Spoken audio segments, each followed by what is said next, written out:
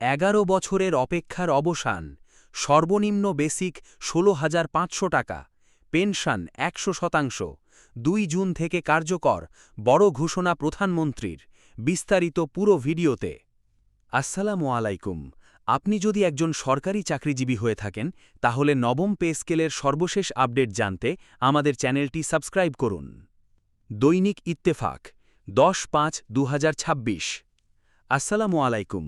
সম্মানিত সরকারি চাকরিজীবী, পেনশনার এবং প্রিয় দর্শক, আজকের ভিডিওতে আপনাদের জন্য রয়েছে এমন একটি গুরুত্বপূর্ণ আপডেট যা লাখো পরিবারের ভবিষ্যতের সাথে জড়িত। দীর্ঘদিনের অপেক্ষা, আন্দোলন, দাবি আর অসংখ্য আলোচনার পর অবশেষে সামনে এসেছে বহুল প্রতীক্ষিত নতুন গেজেট। এই ঘোষণাকে ঘিরে ইতোমধ্যেই সরকারি কর্মকর্তা-কর্মচারীদের মধ্যে তৈরি হয়েছে ব্যাপক আলোচনা, কারণ এবার শুধু বেতন নয়, পেনশন নিয়েও এসেছে বড় সুখবর। তাই আজকের পুরো ভিডিওটি মনোযোগ দিয়ে দেখুন। সর্বশেষ ঘোষণায় জানানো হয়েছে, নতুন বেতন কাঠামো অনুযায়ী সর্বনিম্ন বেসিক নির্ধারণ করা হয়েছে 16,500 টাকা। দীর্ঘ সময় ধরে নিম্ন গ্রেডের কর্মচারীরা যে দাবি জানিয়ে আসছিলেন, সেই দাবির একটি বড় অংশ এবার বাস্তবায়নের পথে যাচ্ছে বলে আলোচনা চলছে। শুধু তাই নয়, নতুন এই কাঠামোতে বিভিন্ন ভাতা ও সুযোগ সুবিধাও পুনর্বিন্যাস করা হতে পারে বলে ধারণা করা হচ্ছে।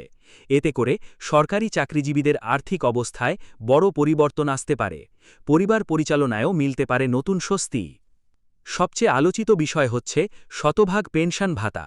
অবসরপ্রাপ্ত কর্মকর্তা-কর্মচারীদের জন্য এটি হতে পারে ঐতিহাসিক একটি সিদ্ধান্ত।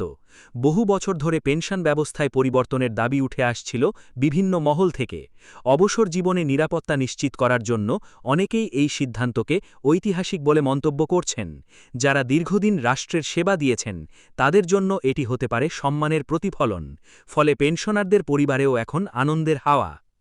ঘোষণায় আরও বলা হয়েছে, আগামী 2 জুন থেকে এই নতুন সুবিধা কার্যকর করার প্রস্তুতি নেওয়া হচ্ছে, অর্থাৎ বাস্তবায়নের সময় খুব বেশি দূরে নয়।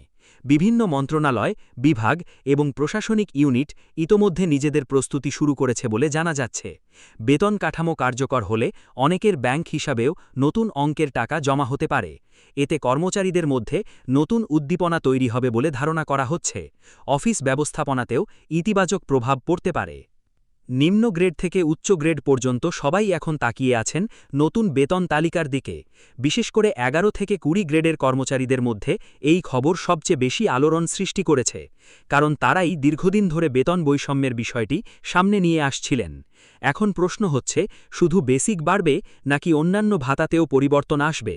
অনেকেই আশা করছেন বাড়ি ভাড়া, চিকিৎসা এবং যাতায়াত ভাতাতেও বড় সমন্বয় আসতে পারে। সেটাই এখন দেখার বিষয়। অর্থনীতি বিশ্লেষকরা মনে করছেন, এই সিদ্ধান্ত বাস্তবায়ন হলে দেশের অভ্যন্তরীণ ভোগ ব্যয়েও ইতিবাচক পরিবর্তন আসতে পারে, কারণ সরকারি কর্মচারীদের ক্রয় ক্ষমতা বাড়লে বাজার ব্যবস্থায়ও তার প্রভাব পড়ে।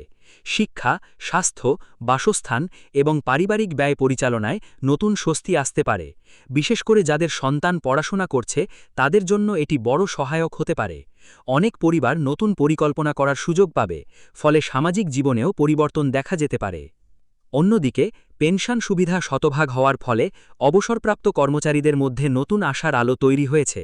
যারা চিকিৎসা ব্যয়, সংসার পরিচালনা এবং সন্তানের ভবিষ্যৎ নিয়ে চিন্তায় ছিলেন, তাদের জন্য এই খবর অনেক বড় স্বস্তি বয়ে আনতে পারে। দীর্ঘ চাকরি জীবনের পর একটি নিরাপদ জীবন প্রত্যেক কর্মচারীর অধিকার। নতুন এই ব্যবস্থায় সেই নিরাপত্তা আরও শক্তিশালী হতে পারে। অনেকেই ইতোমধ্যে এটিকে ইতিবাচক পদক্ষেপ হিসাবে দেখছেন।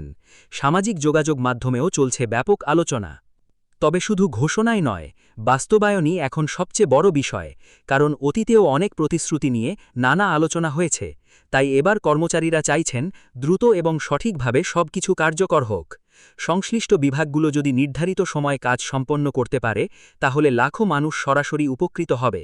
সেই সাথে দেশের প্রশাসনিক কার্যক্রমেও নতুন গতি আসবে। সবার চোখ এখন পরবর্তী অফিসিয়াল নির্দেশনার দিকে। বেতন বৃদ্ধি মানেই শুধু ব্যক্তিগত লাভ নয়, এটি কর্মক্ষেত্রেও ইতিবাচক প্রভাব ফেলে। কর্মচারীদের মনোবল বাড়ে, কাজের প্রতি আগ্রহ বৃদ্ধি পায় এবং দায়িত্ববোধ আরও শক্তিশালী হয়।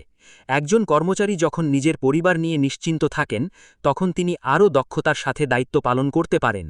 রাষ্ট্র পরিচালনার ক্ষেত্রেও এর গুরুত্ব অনেক বেশি। তাই নতুন এই সিদ্ধান্তকে অনেকেই প্রশাসনিক সংস্কারের অংশ হিসেবে দেখছেন। ভবিষ্যতে আরও নতুন সুবিধা আসতে পারে বলেও অনেকে আশা করছেন। প্রিয় দর্শক, আজকের এই আপডেট নিয়ে আপনার মতামত কি? সর্বনিম্ন বেসিক ১৬,৫০০ টাকা এবং শতভাগ পেনশন, আপনার কাছে এটি কতটা বাস্তবমত ও গুরুত্বপূর্ণ বলে মনে হয় তা অবশ্যই কমেন্টে জানান। আপনি যদি একজন সরকারি চাকরিজীবী বা পেনশনার হয়ে থাকেন তাহলে আপনার অভিজ্ঞতাও শেয়ার করতে পারেন। এমন গুরুত্বপূর্ণ আপডেট সবার আগে পেতে ভিডিওটি লাইক দিন, শেয়ার করুন এবং চ্যানেলটি সাবস্ক্রাইব করে পাশে থাকুন। আবার দেখা হবে নতুন আপডেট নিয়ে।